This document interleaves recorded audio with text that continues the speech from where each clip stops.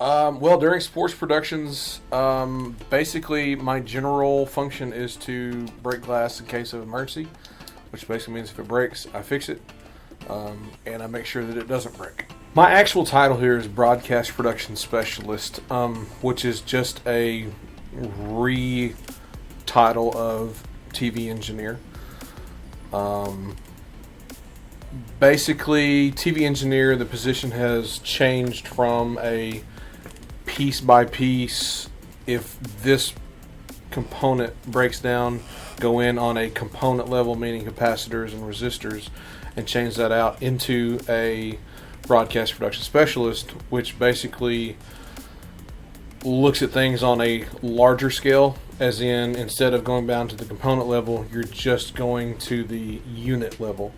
And fixing things, whether it be this particular piece of equipment is messed up, get a new one in there, source a new one, figure out how to do this with XYZ units instead of necessarily components. Initially, when I started here, everything up until live was done by engineers. So we would set up the cameras, we would run the cables, we would make sure every single thing of every single thing is operational and working. Because this is a teaching entity, we've changed a little bit in that, at least I have, in that my role is to know what needs to be done and to facilitate through the students getting the things done, because they also need to know what needs to be done. One of the things that I've said since I got here was that when I left this program is that when I arrived on set or on location for a shoot, everything was set up for me. All I had to do was show up, run the camera, go home. And I realized once I got out into the real world that the person that set all that stuff up never showed up to work. And I had no idea what I was doing as far as setting up for live sporting events and things like that.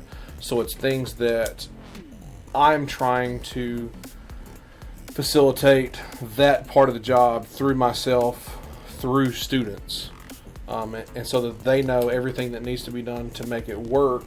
That way, when they get out into the job market, they already know the gist of, okay, I have a camera, I need a cable to get my signal back, I need a cable to get my audio back, how is that traveling, kind of thing.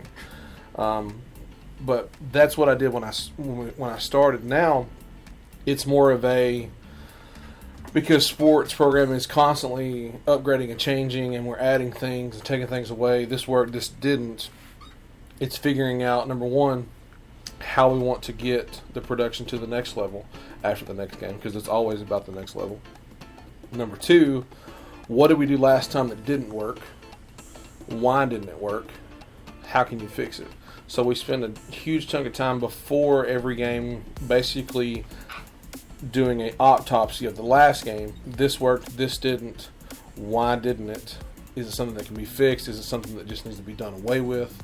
That kind of thing. So that's kind of what we do in between games.